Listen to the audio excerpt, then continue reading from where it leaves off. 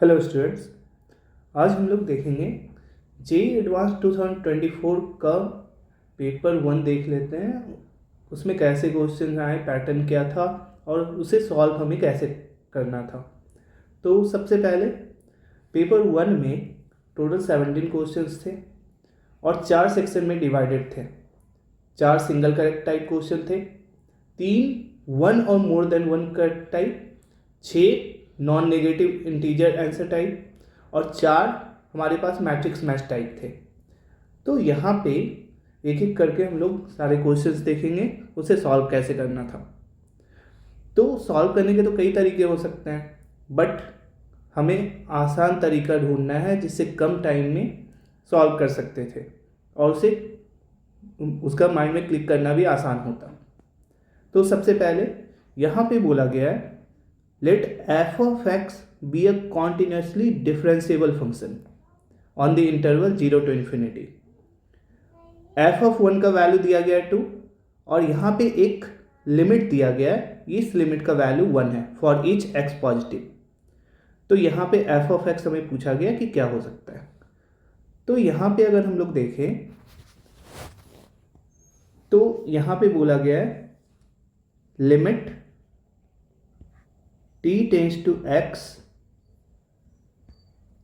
और ये t to the power 10 f of x minus x to the power 10 f of t whole divided by t to the power 9 minus x to the power 9, इसकी value है 1। अब यहाँ पे क्योंकि continuously differentiable function बोला गया है तो यहाँ पे हम लोग आसानी से LH रूल लगा सकते हैं, अप्लाई LH रूल। तो LH रूल अप्लाई करोगे तो यहाँ पे हमारे पास सिंपली आ गया limit t tends to x। अब क्योंकि यहाँ पे t टेंस टू x है तो t का जो फंक्शन है उसे हम लोग डिफ्रेंशिएट कर सकते हैं। तो t के रिस्पेक्ट में डिफ्रेंशिएट करोगे, यहाँ पे मिलेगा हमारे पास 10 t टू द पावर 9 और ये f of x as a constant ले लो क्योंकि t के रिस्पेक्ट में डिफ्रेंशिएट कर रहे हैं। देन यहाँ पे x to the power 10 as it is और f ऑफ t का f डैश t हो जाएगा। यहाँ पे t टू दी पावर 9 तो 9 times t to the power 8 और x टू दी पावर 9 वो एज ए कॉन्स्टेंट ले रहे हैं क्योंकि t के रिस्पेक्ट में कर रहे हैं पार्शियली डिफरेंशिएट। तो यहाँ पे ये 1। अब यहाँ पे अगर देखें, यहाँ पे ऑलरेडी हमारे पास था, अगर t टेंस टू x डाल रहे थे तो x to the power 10 f of x minus x to the power 10 f of x 0 upon 0 form था। अब देखें तो यहाँ पे 0 बाई 0 फॉर्म, ये 10 x to the power 9 f of x minus x to the power 10 f dash x upon 9 x to the power 8 और ये 1 के इक्वल। तो यहाँ पे 10 x to the power 9 f of x minus x to the power 10 f dash x और ये 9 x to the power 8 लिख सकते हो। अगर हम लोग f ऑफ x के प्लेस पे y लिख दें तो f डैश x के प्लेस पे dy बाई dx आ जाएगा। तो ये हमारे पास बनेगा 10 x to the power 9 multiplied by y minus x to the power 10 into dy by dx और ये 9 times x to the power 8 हो गया।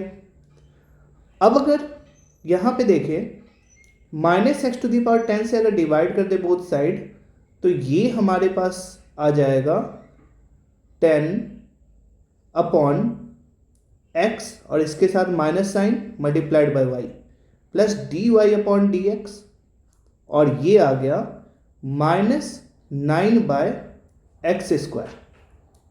तो ये सिंप्लीफाई हो चुका है और ये हमारे पास आ गया dy by dx minus 10 by x y और ये माइनस 9 बाई एक्स स्क्वायर।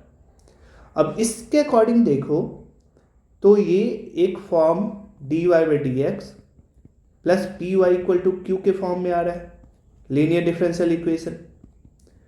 तो ये लीनियर डिफरेंशियल इक्वेशन आ गया। तो सबसे पहले हमें इंटीग्रेटिंग फैक्टर निकालना होगा इसे सॉल्व करने के लिए। तो e to the power p के जगह पे function of x minus 10 by x है और यहाँ पे लिख सकते हो e to the power minus 10 बाहर dx बाई एक्स का इंटीग्रल लॉन एक्स माइनस 10 लॉन मॉड एक्स। ये आ गया e to the power log x to the power minus 10। तो इसे simply x to the power minus 10 लिख सकते हो। अब इसका सॉल्यूशन लिखने जाएंगे तो हमें लिखना होगा y into x to the power minus 10 और इंटीग्रल ऑफ यहाँ पे ये वाला part -9/x² into x to the power minus 10 ये dx और प्लस कांस्टेंट। तो ये आ गया y into x to the power minus 10 और ये -9 बाहर, तो ये आ चुका है हमारे पास -9 और एक्स टू द पावर -12 है, तो उसका इंटीग्रल लिखोगे x to the power -11 upon -11 और ये प्लस कांस्टेंट। तो यहाँ पे अगर x to the power -10 both side divide कर दो तो y इक्वल टू बन जाएगा 9/11 और क्योंकि x to the power -10 divide कर रहे हो तो ये हो जाएगा यहाँ पे x और ये c times x to the power 10। ये हमारे पास फंक्शन आ गया, ये हमारा f ऑफ x बन गया। अब फर्दर इंफॉर्मेशन हमारे पास दिया गया f ऑफ 1 इक्वल टू 2।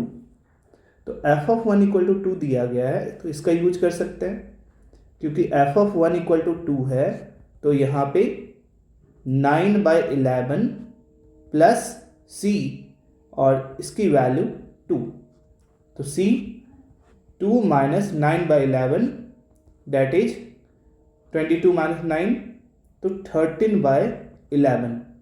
तो c का वैल्यू मिल गया, तो यहाँ पे f ऑफ x डायरेक्टली हमारे पास आ गया ये वाला पोर्शन 9/11x और c के प्लेस पे 13/11 और ये x टू द पावर 10, यही हमें चाहिए था।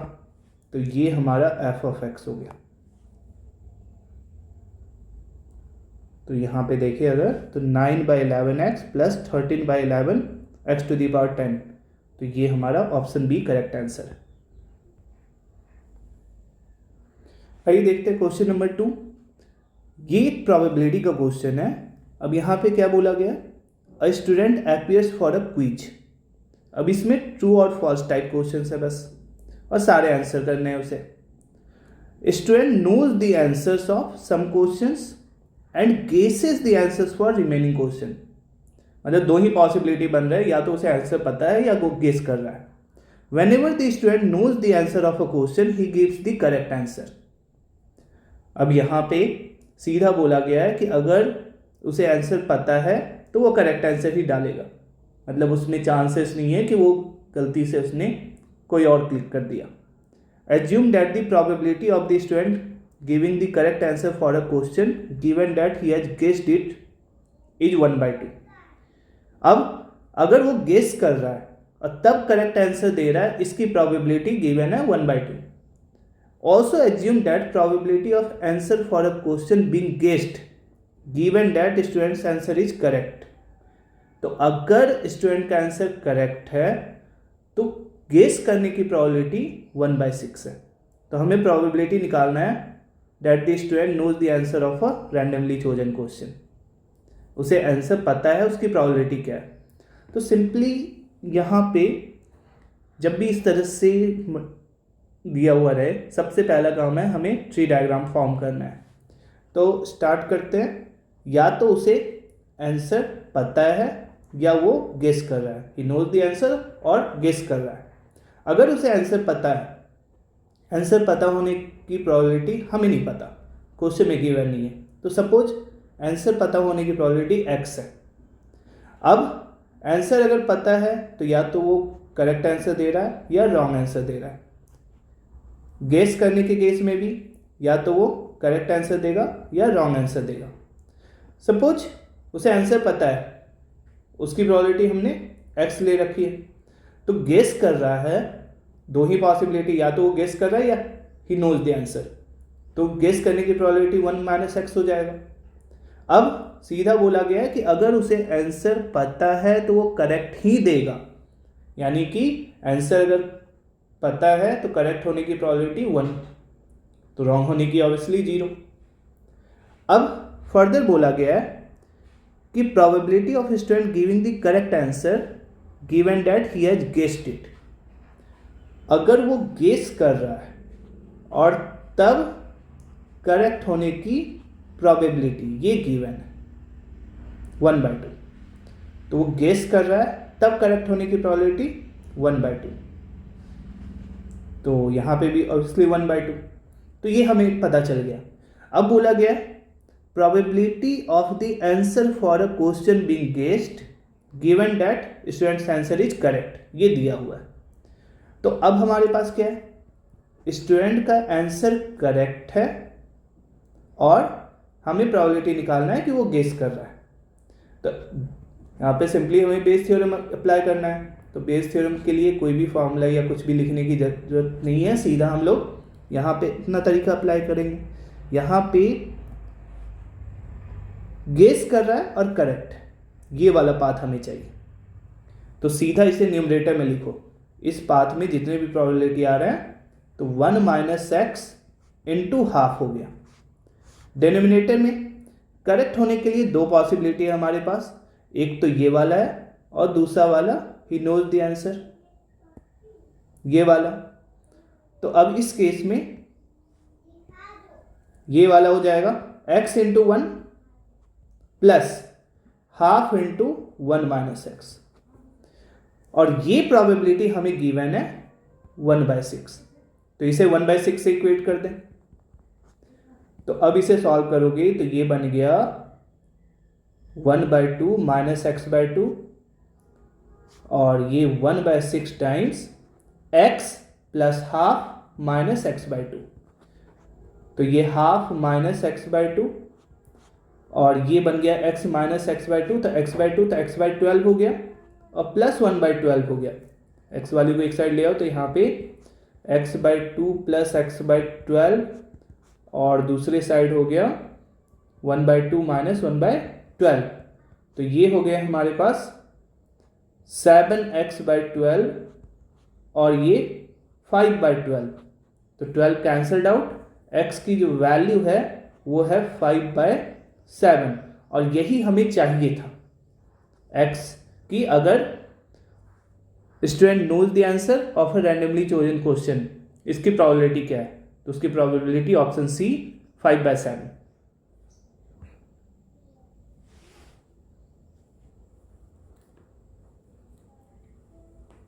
आता है क्वेश्चन नंबर 3 पे। यहां पे बोला गया है π/2 से पाई में x की वैल्यू है, cot x का वैल्यू दिया गया -5/√11। अब यहाँ पे हमारे पास एक्सप्रेशन है sin 11x/2, ये sin 6x minus cos 6x plus cos 11x/2 multiplied by sin 6x plus cos 6x। अब इस केस में देखें तो ये और ये एक्सप्रेशन, ये दोनों के दोनों expression a sin theta plus b cos theta के फॉर्म में है। जब भी हमारे पास ऐसा एक्सप्रेशन हो, सीधा इसे मल्टीप्लाई और डिवाइड करना है बाय √a² प्लस b², तो सिंपल एक्सप्रेशन में आ जाएगा वो। अब यहाँ पे क्योंकि a और b दोनों के प्लेस पे 1 है, तो मतलब हमें √2 से मल्टीप्लाई डिवाइड करना है, तो √2 से मल्टीप्लाई डिवाइड करोगे तो ये एक्सप्रेशन कन्वर्ट हो जाएगा √2 sin 11x/2, यहाँ पे 1/√2 sin x sin 6x minus 1/√2 cos 6x, और प्लस √2 cos 11x/2, और यहाँ पे 1/√2 sin 6x plus 1/√2 cos 6x। अब यहाँ पे हम लोग लिख सकते हैं √2 sin 11x/2, और ये वाला हो जाएगा sin 6x है तो cos π/4 लिख दे, cos π/4 माइनस ये यहाँ पे क्योंकि हमने cos π/4 लिखा है तो यहाँ पे लिख देते हैं sin π/4 multiplied by cos 6x, और प्लस √2 cos 11x/2, और ये sin 6x है, और यहाँ पे ये sin और ये साइन के फॉर्म में। तो यहाँ पे कॉस है तो इसको कॉस के फॉर्म में लिख देते हैं। कॉस के फॉर्म में लिखोगे तो यहाँ पे sine π/4 sine 6x plus cos π/4 cos 6x। अब यहाँ पे आ गया हमारे पास √2 साइन 11x/2 और ये वाला एक्सप्रेशन बन गया sign A cos B minus cos A sine B के फॉर्म में। तो साइन ए माइनस बी लिख देते हैं प्लस √2 कॉस 11x/2 और ये cos A cos B plus sign A sine B के फॉर्म में। तो यहाँ पे सिंपली लिख दो कॉस 6x माइनस π/4, ऐसा बन चुका है। अगर √2 कॉमन ले लें तो यहाँ पे हमारे पास आ गया cos 11x/2 cos 6x minus π/4 और plus sign 11x/2 sign 6x minus π/4, ये वाला बना। तो यहाँ पे देखोगे तो ये वाला हो जाएगा √2 ये cos A cos B plus sign A sine B, तो कॉस ए माइनस बी के फॉर्म में माइनस 6x माइनस π/4। तो ये वाला बन गया √2 कॉस और यहाँ पे हो गया हमारे पास π/4 माइनस x/2। तो अब इसे लिख सकते हो √2 cos π/4 cos x/2 plus sine π/4 sine x/2। Simply हमारे पास cos π/4 और sin π/4 की वैल्यू पता है 1/√2, तो 1/√2 इंटू √2 वो कैंसल्ड आउट, तो cos x/2 plus sine x/2। अब वापस से एक बार क्वेश्चन को देखते हैं। यहाँ पे हमें बोला गया था कि x की वैल्यू π/2 से π है, तो x/2 π/4 से π/2 मतलब फर्स्ट क्वाड्रेंट में cos और साइन दोनों के दोनों cos x/2 और साइन x/2 दोनों के दोनों पॉजिटिव हो जाएंगे। तो दोनों के दोनों जब पॉजिटिव हो जाएंगे तो हम लोग यहाँ पे अगर इसका स्क्वायर करके लिख दें square root of cos x/2 plus sine x/2, इसका स्क्वायर लिख सकते हैं। तो यहाँ पे ये बन जाएगा cos square x/2 plus sine square x/2 that is 1 plus 2 sine x/2 cos x/2। तो इसे लिख सकते हो √1 प्लस साइन x। तो यहाँ पे ओवरऑल हमारे पास cot x की वैल्यू थी -5/√11। तो क्योंकि अब sin x देखना है और ये था π/2 से π/2 x था π/2 से π में मीन्स सेकेंड क्वाड्रेंट में हमें पता है sin x पॉजिटिव आएगा। और अगर हम लोग बात करें यहाँ पे cot x, क्योंकि यहाँ पे x cot x की वैल्यू वो -5/√11, तो ये बेस यहाँ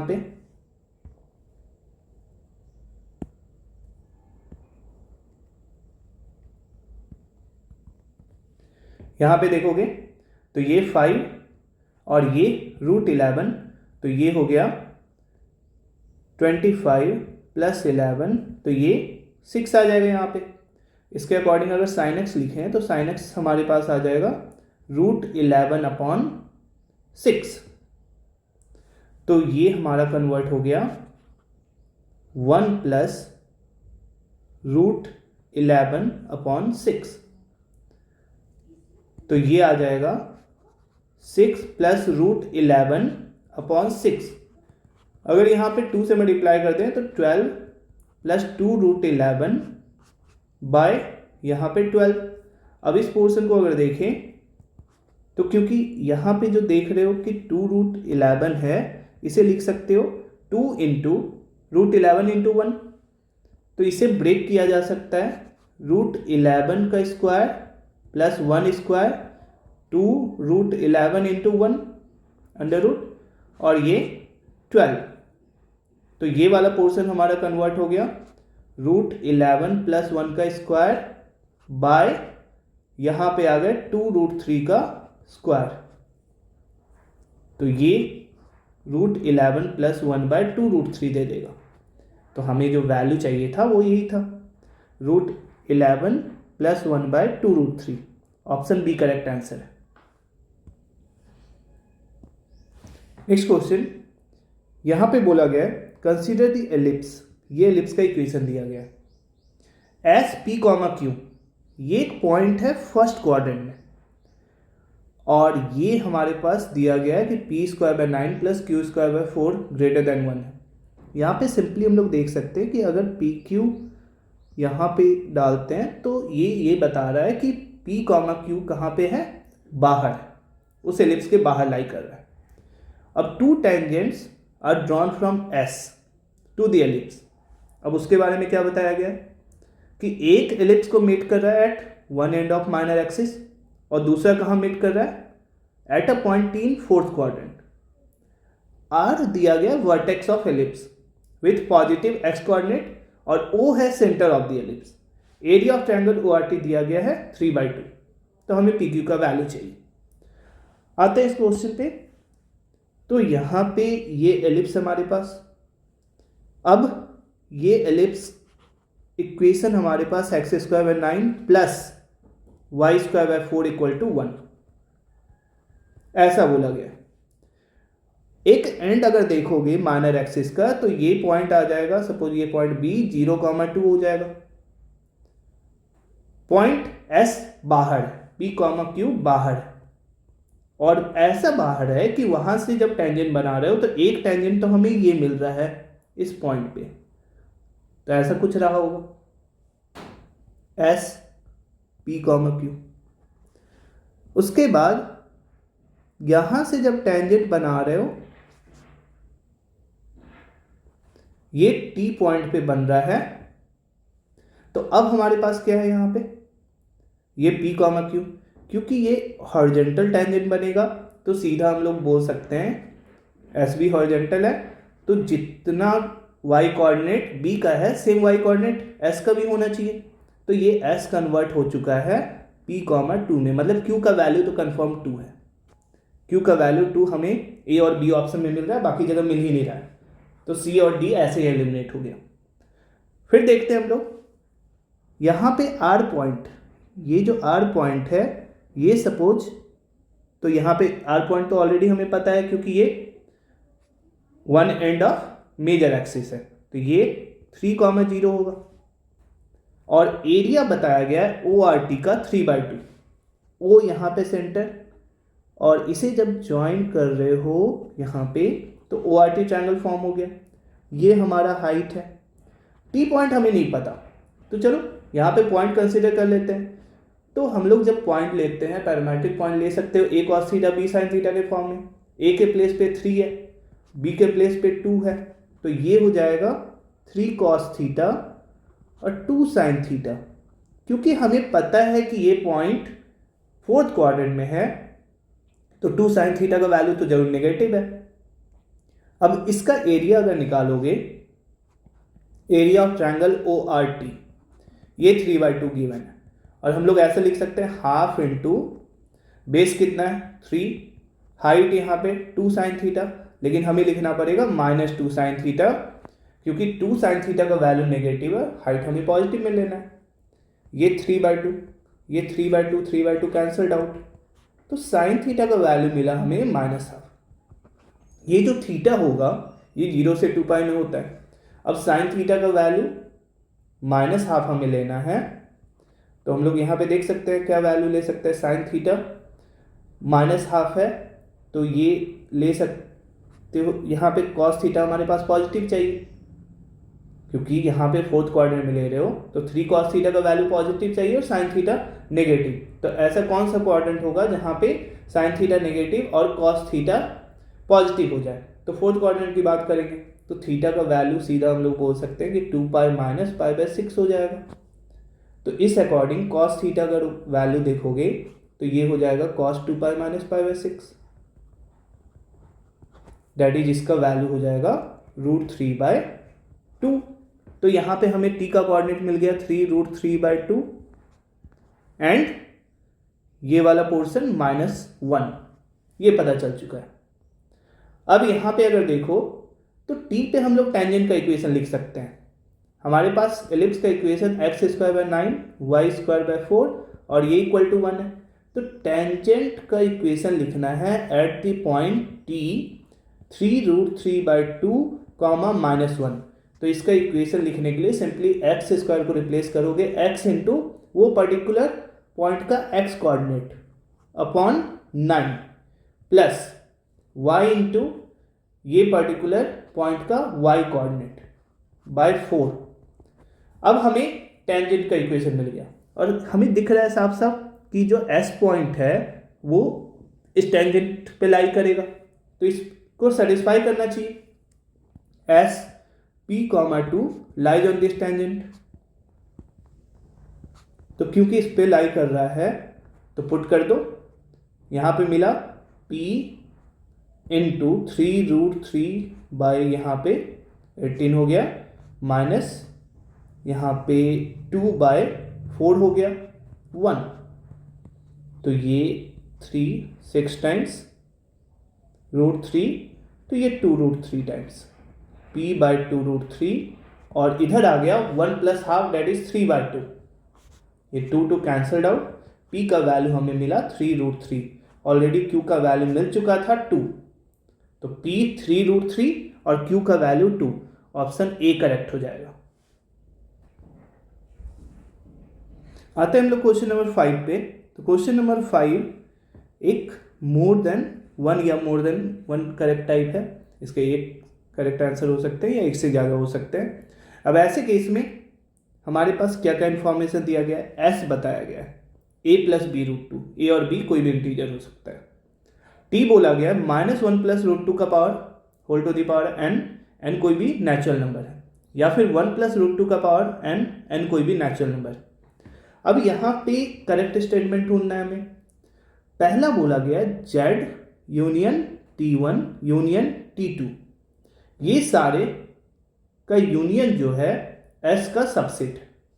अब यहाँ पे ऑब्जर्व अगर करें हम लोग, Z सारे इंटीजर को कवर कर रहा है, T1 जो भी है यहाँ पे -1 + √2 का पावर n, जो भी यहाँ पे पावर डालोगे तो हमेशा जो एक्सप्रेशन आएगा हमारे पास उसमें क्या आएगा, अगर √2 का पावर जब इवन मिलेगा तो वो पूरा का पूरा इंटीजर में कन्वर्ट हो जाएगा वो टर्म, और √2 का पावर जब ऑड डालोगे तो वहाँ पे √2 वाला टर्म अवेलेबल रहेगा। उसी तरीके से इसमें होने वाला है। तो यहाँ पे जो भी हमारे पास आने वाला है वो a + b√2 के फॉर्म में ही होगा।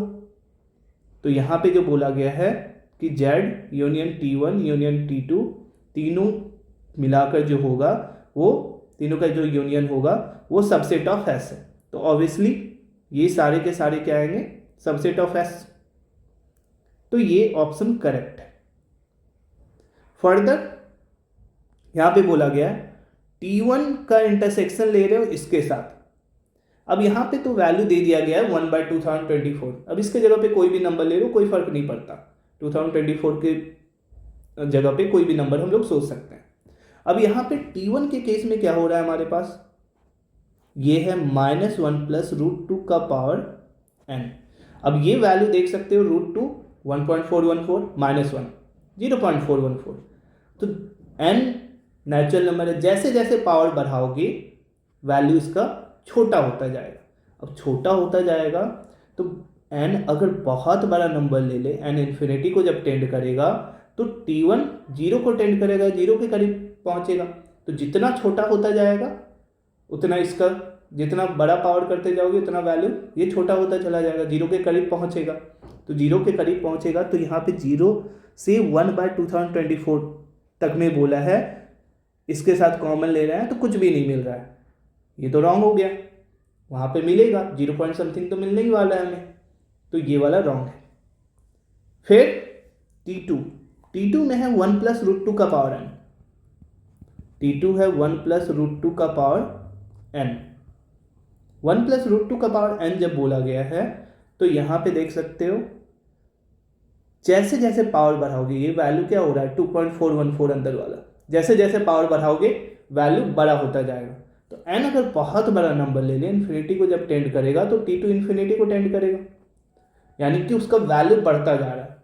तो उसी तरीके से जैसे पिछले वाले में सोचे थे कि 2024 के जगह कोई भी नंबर हो तो वहां से बड़ा, तो यहाँ पे सीधा हमें दिख रहा है कि जो मिनिमम वैल्यू आएगा पावर 1 डालोगे तो 2.414, उसके बाद वैल्यू बढ़ता चला जाएगा।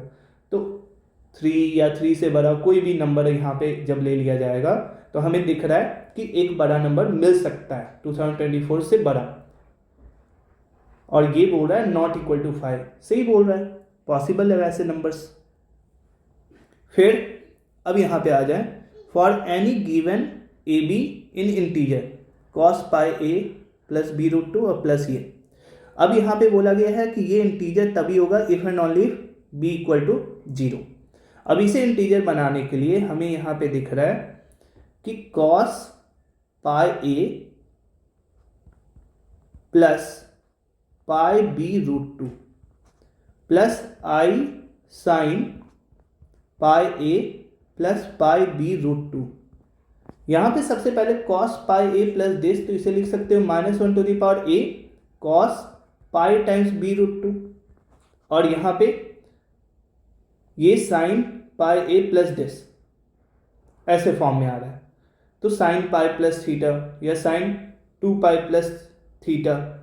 तो ऐसे केस में फिर से यहाँ पे -1 टू द पावर ए और ये plus i times sine pi b root 2 ऐसा बन रहा है। अब यहाँ पे फुल्ली बी पे डिपेंडेंट है, तो बी अगर कुछ भी लेते हो, यहाँ पे कोई भी इंटीजर लेते हो तो पाई इंटू वो टाइम्स रूट 2 होगा। यहाँ पे आई वाला टर्म वहाँ पे अवेलेबल रह जाएगा। तो इसे इंटीजर बनाने के लिए हमें क्या करना पड़ेगा, बी को 0 होना ही चाहिए। तो बी जब 0 होगा तभी ये इंटीजर हो सकता है, तो ऑप्शन डी भी करेक्ट है। तो यहाँ पे ओवरऑल हम लोग बोल सकते हैं ACD करेक्ट है। आइए देखते हैं क्वेश्चन नंबर 6। अब क्वेश्चन नंबर 6 में बोला गया let R square denote R cross R. अब यहाँ पे एक सेट बोला गया ABC रियल नंबर है और ax square plus 2bxy plus cy square positive दिया गया for all xy in are square minus 0 0। अब यहाँ पे अगर हम लोग देखें, सबसे पहले ax square plus 2bxy plus cy square ये पॉजिटिव। अब ऐसे केस में हमारे पास क्या हो रहा है, ये एक क्वाड्रेटिक ले सकते हो x में या एक क्वाड्रेटिक ले सकते हैं y में। यहाँ पे अगर क्वाड्रेटिक लेते हैं x में तो ax square plus 2by multiplied by x plus cy square as a constant treat करेंगे। उसी तरीके से a यहाँ पे cy square 2bxy plus ax square ये भी ले सकते हो। अब ऐसे केस में यहाँ पे क्या होगा, y में quadratic 2bx multiplied by y और प्लस ax स्क्वायर ये पॉजिटिव। अब यहाँ ऑब्जर्व करो तो ये पॉजिटिव बोला गया है सारे रियल नंबर के लिए अदर देन 0 0। ऑब्वियसली x और y दोनों 0 0 नहीं होगा। अब ऐसे केस में हमारे पास d जो वैल्यू होना चाहिए पॉजिटिव होना चाहिए और साथ में a पॉजिटिव होना चाहिए, तभी ये पॉसिबल है। और उसी तरीके से यहाँ पे देखोगे तो d नेगेटिव होना चाहिए और c पॉजिटिव होना चाहिए। d नेगेटिव करोगे तो यहाँ पे ये 4b square y square minus 4ac square ये नेगेटिव होना चाहिए। तो यहाँ से ऑब्जर्व कर सकते हो कि b square minus ac negative होना चाहिए, तो b स्क्वायर ac से छोटा। सेम यहाँ पे भी आ जाएगा b स्क्वायर ac से छोटा और c पॉजिटिव होना चाहिए। तो ओवरऑल हम लोग बोल सकते हैं कि a पॉजिटिव होना चाहिए, c पॉजिटिव होना चाहिए और साथ में b स्क्वायर ac से छोटा होना चाहिए। अब यहाँ पे देखोगे फर्स्ट में बोला गया है कि 2 7/2 और 6, a का वैल्यू 2, b का वैल्यू 7/2, c का वैल्यू 6, ये जो आ रहा है एलिमेंट ये s में है। तो हमें देखना है कि इसे ये तीनों कंडीशन को सेटिस्फाई कर रहा है या नहीं। तो a और c तो पॉजिटिव होने चाहिए, ऑलरेडी पॉजिटिव है।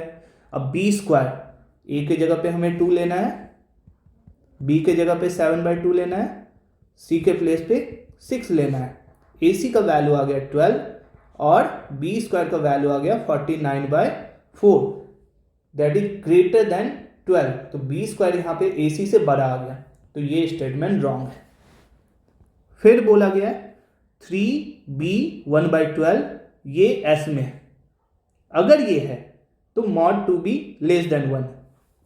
तो इस केस में देख सकते हो 3 इंटू 1/12 क्या हो जाएगा 1/4। अब ये AC होना चाहिए ग्रेटर देन b स्क्वायर, तो यहां से ऐसा भी बोल सकते हो कि 4b स्क्वायर लेस देन 1 होना चाहिए, तो 2b का होल स्क्वायर लेस देन 1 होना चाहिए, तो mod 2b क्या हो जाएगा लेस देन 1। सही है, अगर ये एलिमेंट है तो mod 2b लेस देन 1 होना चाहिए, ये करेक्ट है।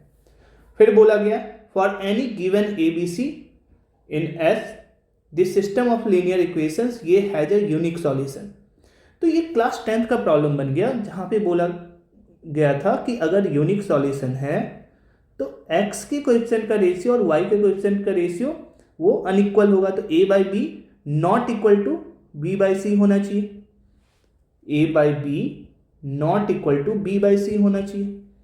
तो यहां से देख सकते हो कि b square not equal to AC, तो हमारे पास कंडीशन तो यही आया था कि b square less than AC होना चाहिए, तो अगर वो सेटिस्फाई हो रहा है तो ऑब्वियसली यहाँ पे b स्क्वायर तो AC के इक्वल नहीं ही था, तो ये भी सही बोल रहा है। फिर सेम कि अगर ABC S में है तो सिस्टम ऑफ लीनियर इक्वेशन ये हैज ए यूनिक सॉल्यूशन, तो यहाँ पे क्या आ जाएगा a+1/b not equal to a+1/b not equal to b/c+1, b/c+1, तो ये बन गया हमारे पास a+1 into c+1 not equal to b square, तो AC plus c plus a plus 1 not equal to b square. अब AC में ये सारे वैल्यू ऐड कर रहे हो तब b स्क्वायर के इक्वल नहीं होना चाहिए, तो ऑब्वियसली b स्क्वायर यहाँ पे बोल रहा है कि AC के इक्वल नहीं होना चाहिए, तो अगर S को सेटिस्फाई कर रहा है ये, तो b स्क्वायर तो हमारे पास AC से छोटा था, AC के इक्वल तो वैसे भी नहीं था, तो ऑप्शन बी डी भी करेक्ट हो गया। तो ऑप्शन बी सी डी तीनों यहाँ पे करेक्ट है।